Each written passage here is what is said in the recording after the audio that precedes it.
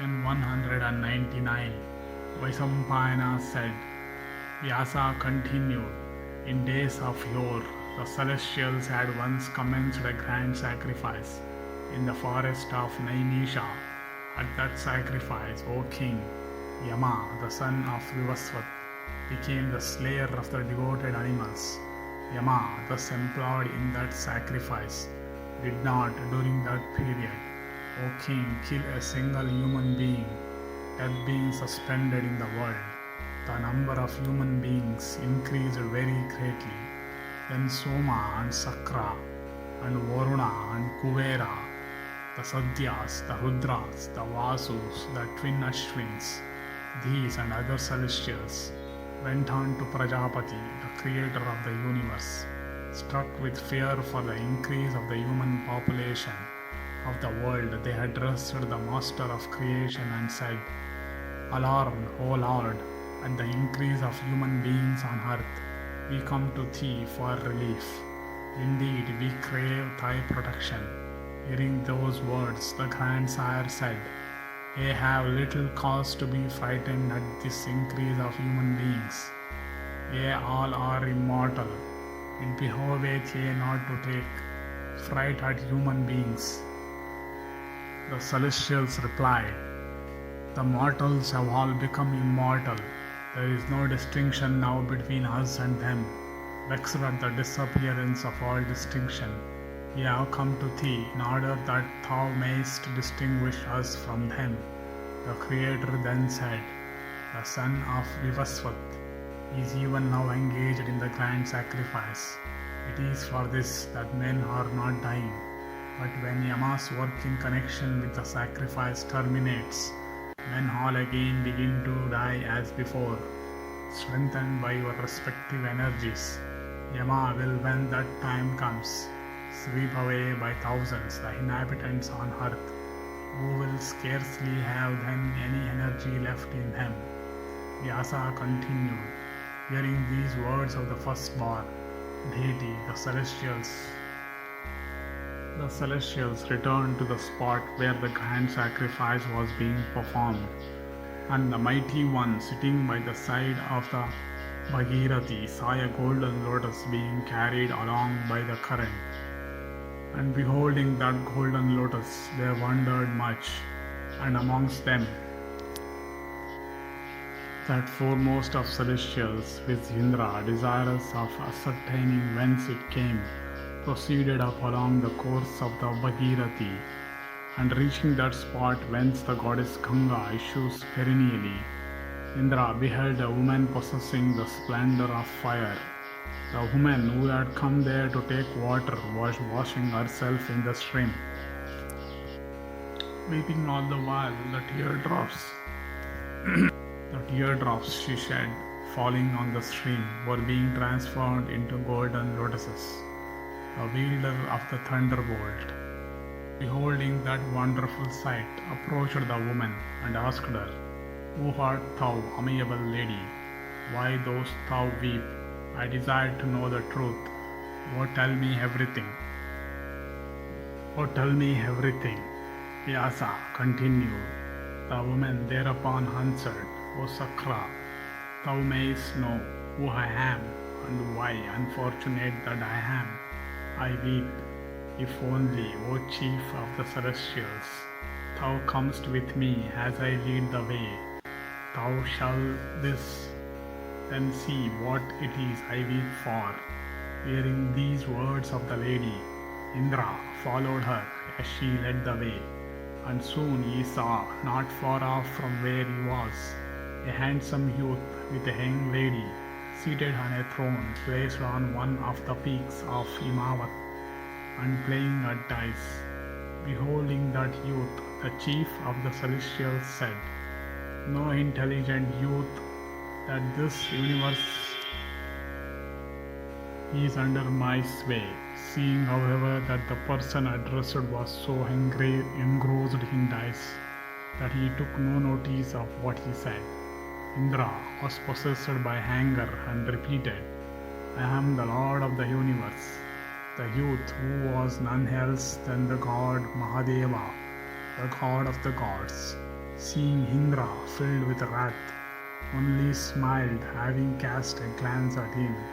And that glance, however, the chief of the celestials was at once paralyzed and stood there like a stake. When the game at dice was over, Ishana, addressing the weeping woman, said, "Bring Sakra hither, for I shall soon so deal with him that pride may not again enter his heart." As soon as Sakra was touched by that woman, the chief of the celestials, with limbs paralyzed by that touch, fell down on the earth. The illustrious Ishana, of fierce energy, then said unto him, "Act not, O Sakra, ever again in this way. Remove this huge stone, for thy strength and energy are immeasurable, and enter the hole. It will disclose where abide some others possessing the splendor of the sun, and who are all like unto thee." Indra then, on removing that stone, beheld a cave in the breast of that king of mountains, within which were four others resembling himself, beholding their plight. Sakra became seized with grief and exclaimed, "Shall I even like these?" Then the god Girisha, Ishana, looking full at Indra with expanded eyes, said in anger, "O thou of 100 sacrifices, enter this cave without loss of time, for thou hast from folly insulted me before my eyes." Thus addressed by the Lord Ishana, the chief of the celestials, in consequence of that terrible imprecation, was deeply pained, and with limbs weakened by fear, trembled like the wind-shaken leaf of a Himalayan fig, and cursed unexpectedly by the god, owning a bull for his vehicle. Indra, with joined hands and shaking from head to foot, addressed that fierce god of multiform manifestations, saying, "Thou art, O Bhava, the overlooker of the infinite universe." Hearing these words, the god of fiery energy smiled and said, "Those that are of disposition like thine never obtain my grace." These other within the cave had at one time been like thee. Enter thou this cave, therefore, and lie there for some time. The fate of you all shall certainly be the same. All of you shall have to take your birth in the world of men, where, having achieved many difficult feats and slaying a large number of men, ye shall again, by the merits of your respective deeds, regain the valued region of Indra. Ye shall accomplish all I have said, and much more, besides of other kinds of work. Then those Indras of their shown glory said, "We shall go from our celestial regions even unto the region of man, where salvation is ordained to be difficult of acquisition. But let the gods Dharma, Vayu, Magavat, and the twin Ashwins beget us upon our would-be mother, fighting with men by means of both celestial and human weapons. We shall again come back into the region of Indra."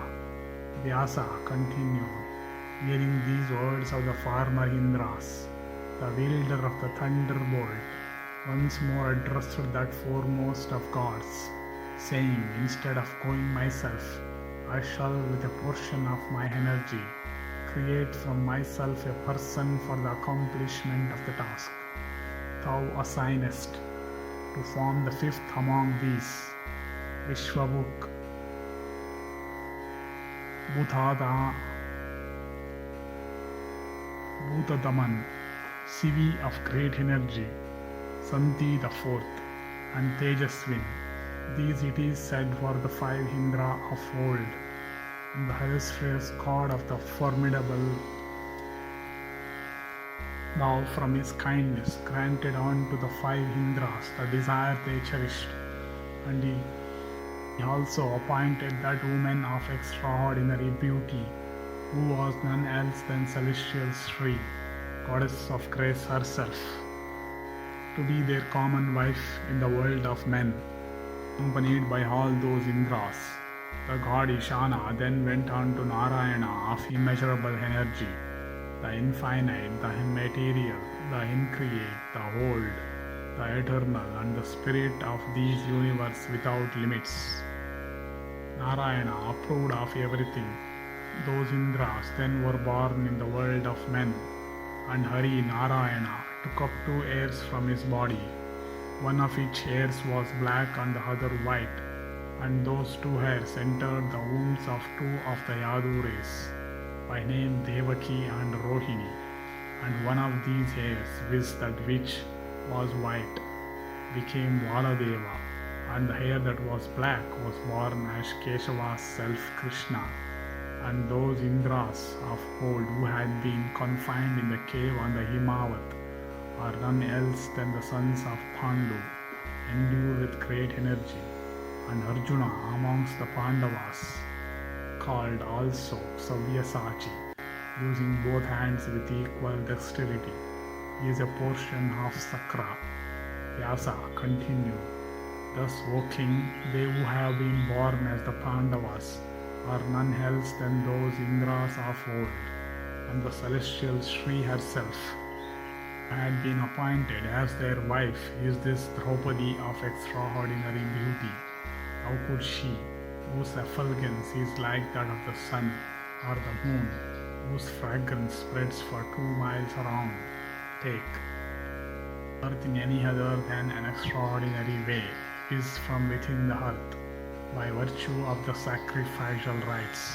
Unto thee, O king, I cheerfully grant this other boon in the form of spiritual sight. Behold now the sons of Kunti, endued with their sacred and celestial bodies of old." Vaisampayana continued, saying this, that sacred Brahmana Vyasa of generous deeds, by means of his ascetic power, granted celestial sight unto the king.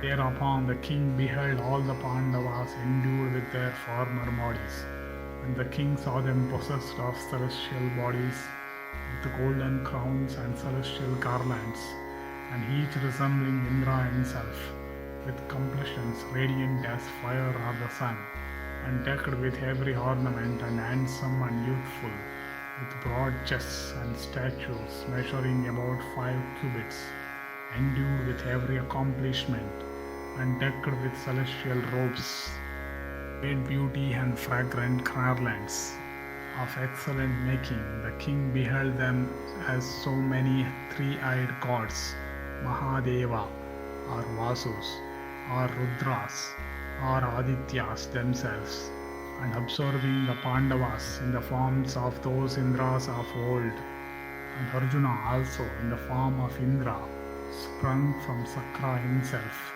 King Drupada was highly pleased, and the monarch wondered much on beholding that manifestation of celestial power and a deep disguise. The king, looking at his daughter, that foremost of women endued with great beauty, like unto a celestial damsel, and possessed of the splendor of fire, or the moon, regarded her as the worthy wife of those celestial beings, for her beauty, splendor, and fame. And beholding that wonderful sight, the monarch touched the feet of Satyavati's son, exclaiming, "O great Rishi, nothing is miraculous in thee." The Rishi then cheerfully continued, "In a certain hermitage there was an illustrious Rishi's daughter, who, though handsome and chaste, obtained not a husband. The maiden, gratified by severe ascetic penances, the god Sankara, Mahadeva, the Lord Sankara, gratified at her penances, told her himself, 'Ask thou the boon thou desirest.' Thus addressed the maiden repeatedly said unto the boon giving Supreme Lord, 'I desire to obtain a husband possessed of every accomplishment.' Sankara, the chief of the gods, gratified with her, gave her the boon she asked, saying, 'Thou shalt have amiable maiden 5 husbands.' The maiden, who had succeeded in gratifying the god, said again, 'O Shankara, I desire to have from thee only one husband, possessed of every virtue. The god of gods, well pleased with her, spake again, saying, Thou hast, O maiden, addressed me 5 full times, repeating, Give me a husband. Therefore, O amiable one, it shall even be as thou hast asked. Blessed be thou hast asked. Blessed be thou. All this, however, will happen in a future life of thine. Vyasa continued, O Drupada, this thy daughter of celestial beauty is that maiden. Indeed, the faultless Krishna, sprung from Prishata's race, had been preordained to become the common wife of 5 husbands. The celestial Shri, having undergone severe ascetic penances, hath for the sake of the Pandavas had her birth as thy daughter in the course of thy grand sacrifice. That handsome goddess, waited upon by all the celestials, as a consequence of her own acts, becomes the common wife of 5 husbands. It is for this that the self-create had created her. Having listened to all this, O King Drupada, do what thou desires. Thus ends the 199th section in the Vaivahika Parva of the Adi Parva.